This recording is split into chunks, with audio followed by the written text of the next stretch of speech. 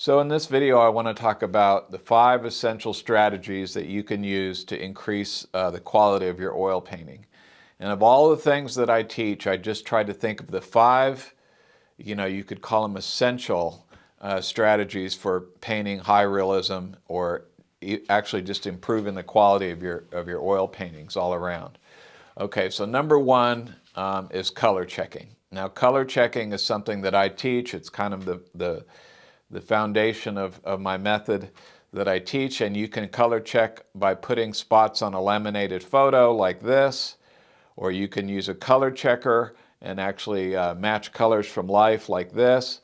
But this is using some real basic rules for how to mix colors, and this is the color wheel that you use, and then using 5 colors and using a very simple method. Anybody can learn to use it. It's almost like a flow chart for how to match one color to another, and I have a lot of videos on that. In the description of this video, I'm going to put a link to my How to Mix Colors from Life, which is all about using color checking and how to do it properly. And if you're not color checking, I mean, just right out of the gate, it's going to massively improve your not only your oil painting, but it's going to teach you to understand values and colors and everything else. So the second strategy would be getting your values right, but I want to explain to you, you hear that from a lot of teachers, getting your values right is where you're going to get realism. It's not in getting your color right. It's not in anything other than getting, and when I say values, I mean the darkness and lightness of your color. So that if you put in a shadow on a vase, the essential thing is that you get the value right, how light and how dark it is. And that's actually, the road to realism is getting your values right. Okay, so what does that mean practically? Like, how can you do that while you're working? Well, I talked about color checking, learning how to match one color to another, and that's certainly part of it. But once you get your painting finished and you've got the canvas covered for whatever object you're trying to paint, you step back from 7 feet away and you look for your value problems. That's how you increase the quality of your oil painting. That's how you make it more realistic. So the reason that's a big deal is because what people typically do is they get back and they compare their painting to the source image that they're working from, and they think, how can I make this look more like cloth or more like a vase or more like a person's face or whatever it is? And they think about the surface, they think about the details, and they think if I just get the surface right, the surface details right, then it's going to look more realistic. But that's actually not the way you get there. The way you get there is by fixing your value problems. So me personally, if I've painted some cloth, and I step back and look at it and I ask myself, does it look like cloth? The answer is no, it never looks like cloth. To the artist who's painting, it typically will look like paint on a canvas, and you can't twist your brain enough to make it look like cloth to you. It's just a weird thing. You can't, going in and putting the little details is not going to get you there. What you look for, and this is in my own work, when I finish some cloth as an example, it doesn't look like cloth to me. I don't step back and say, how can I make this look more like cloth? I simply look for my value problems.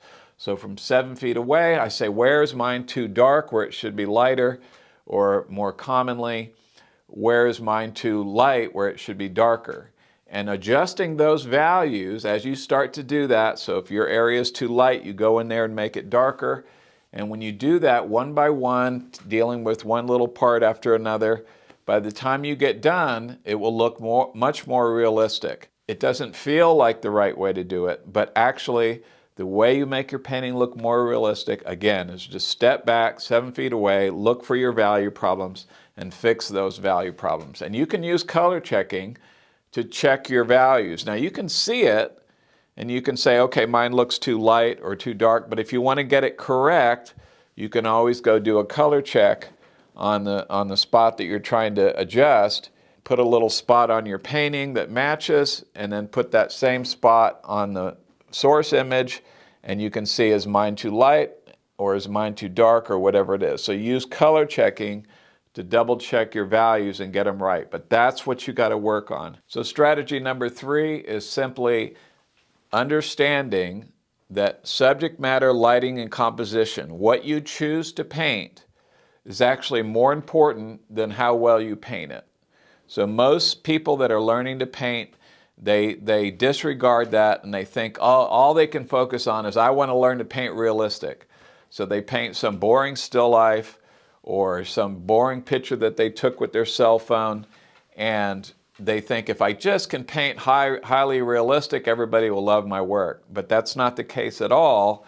There are a lot of people that can paint highly realistic paintings, but the reality is that when people look at your paintings, they're going to be far more affected by your subject matter, lighting, and composition than they will about how well you painted it. So the lesson here, or the strategy here, is that you should put a ton of effort into deciding what you want to paint.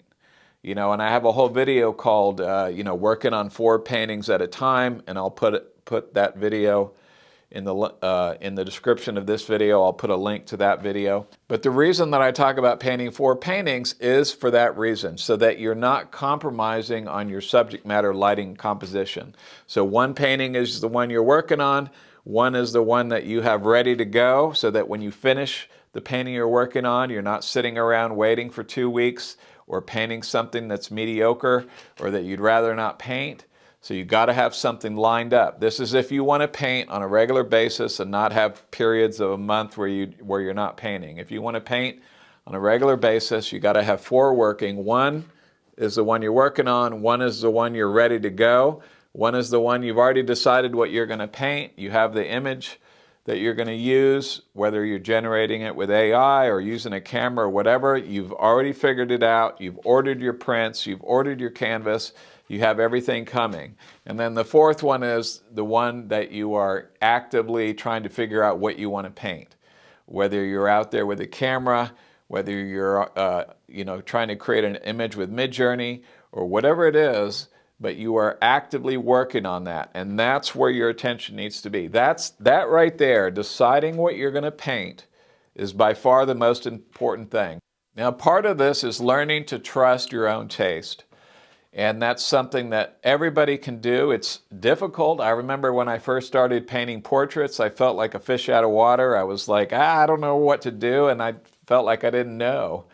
And so I started off, copying some of Sargent's compositions, putting a lot of space above somebody's head and whatever. So you can learn from other artists to come up with what your own taste is, but it always has to be guided by your own taste, not listening to somebody else. It's the only guidepost that you really have, and everybody has opinions, so just learn to trust your own opinion. If you look at an image and you say, I love that, done. That's all there is to it. That's the only thing that you have to do is to love what you paint. And also, when you do start your own painting, just keep in mind that you might find something that you really love and something that you want to paint. You make your images and everything else, but it's very common for my students, and I see this all the time, they get started on something and then about halfway through it they start thinking, I'm not sure I like this. I'm not sure that I even want to paint this. I'm not sure this was a good choice. That is you want to ignore that completely. And that is because you're best able to judge what you love when you first see the image that you're going to work from.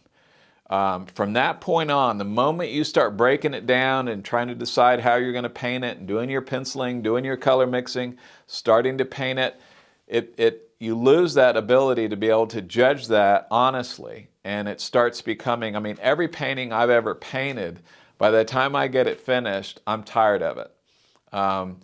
Maybe not everyone, but pretty much everyone I've ever painted, I'm tired of it by the time I get done. But that should be ignored because when I first started painting it, I know that I love this image. And that is when your ability to judge whether the paintings or the image is good or not is at its peak. From that point on, you don't work on something for a month and then all of a sudden, you've become more wise and have a better ability to judge which is good or not. That's not what happened. What happened is you became critical, you started working on it, you started breaking it down, and some of the magic is lost. But that happens to artists in every field. That happens to artists that are, writing a novel. That happens to musicians that are creating music. Once you get into it and you start creating it and you start breaking it down and being critical about what you're doing, you lose some of the magic and you lose some of your ability to judge whether this is something that's worth painting or not. Strategy number 4 is simply judging your work from 7 feet away. And this is something that I've observed in teaching my classes with students, is that they are making their judgment from right here up close. But if you just think about it for a minute, if you go look at a Sargent painting or any, pick your great artist that you love, and you get up close and you look at their work up close, it looks like brushwork. It looks like paint on a canvas. It doesn't look like cloth. It doesn't look like somebody's hair. It doesn't look like, whatever it is that you're painting. Up close, in fact, it's almost the magic of painting. Up close, it looks like just paint strokes, and then you get back from 7 feet or more away, and all of a sudden it looks like a beautiful oil painting. So you always want to make your judgments about how to fix your painting.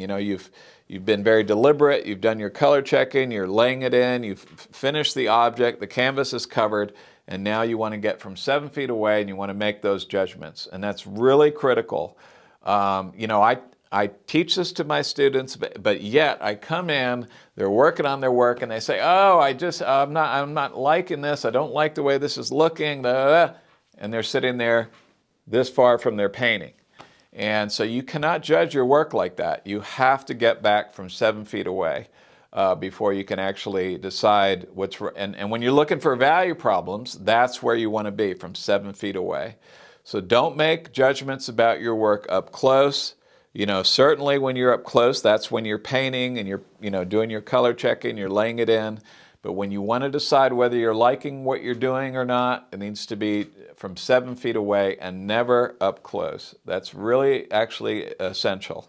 Okay, strategy number 5 is understanding the artist's curse. Now, the artist's curse is simply the inability to judge your own work or to enjoy your own work. And it's just the way it is. There's no way that you can get around that. You'll never be able to, there are some people that are able to do this, but for the most part, 95% of artists are unable to judge their own work and enjoy their own work the way somebody who's seeing it fresh for the first time is.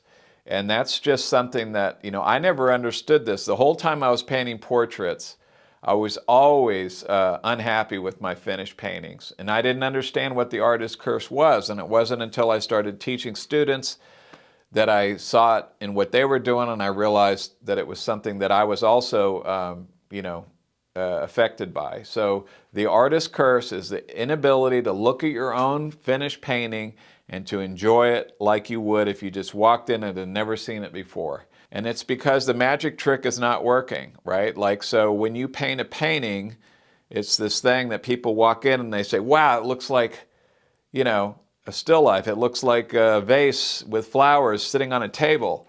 And that magic trick, when you get in there and you paint it, you just see paint, and it's this thing that's really hard to understand. It's really the most difficult part of when I teach my classes to break through with students, is that I'm essentially telling them, don't believe your lying eyes. Of course you can believe your eyes, or so you thought, but you really can't. You really cannot look at your own work and be objective about it. Now, some people are affected by this more than others. I've had several students that are just stopped in their tracks and they just don't even want to paint anymore because they're not happy with what they're painting. There's not any great way to get around this that I know of. One way you can do is you can take a picture with your cell phone and then have it reversed and maybe turn it into a black and white or something. But sometimes by taking a cell phone picture and doing a mirror image of it or whatever it is, or sometimes you can look in a mirror and it helps.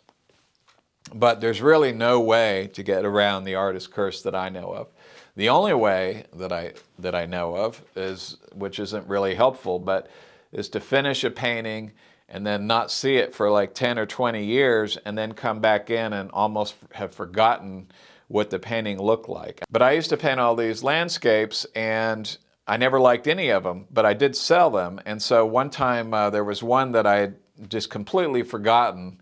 It was almost like 20 years since I had painted it, and I walked into somebody's home and they had this old landscape of mine, and I was like, wow, that's not too bad.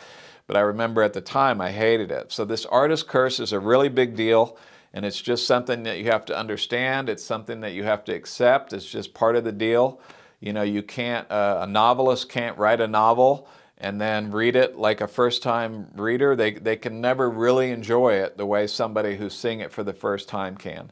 That's the same goes for musicians or, you know, any of the arts really, sculptures, anybody. It's very difficult to look at your own work and to be able to enjoy it like a new viewer will.